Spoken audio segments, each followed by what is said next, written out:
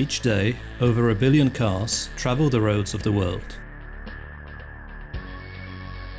Each year, this number grows by another 100 million, as the car remains the most popular means of transport. For some, this is just a working tool. For others, a way to stand out from the crowd. For still others, an attribute of luxury and prestige. However, the blessing, which is among the major human inventions, is at the same time a curse. Unfortunately, each year 1,300,000 people are killed on the roads. We do our best to reduce this tragic toll. Despite enormous efforts and financial outlays, we are unable to ensure 100% safety of drivers and passengers.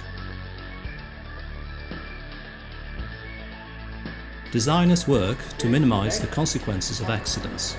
The use of seatbelts and airbags has considerably increased the chances of survival. However, this solution too has its disadvantages. A large number of casualties die not at the moment of impact, but a moment later. This is because, due to a loss of consciousness, the body is adversely positioned, suspended by the seatbelt with the head dropped forward. This position very often leads to death due to what is known as positional asphyxia.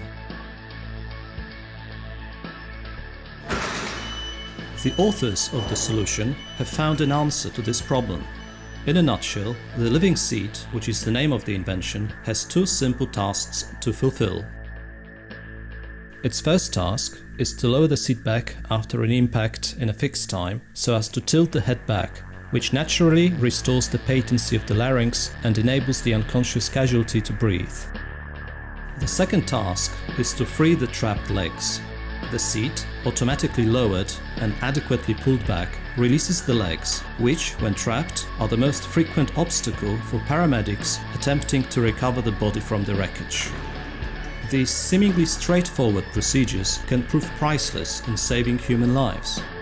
Experienced paramedics have noted that placing the body in a forced position by the living seat can considerably facilitate and shorten an emergency effort.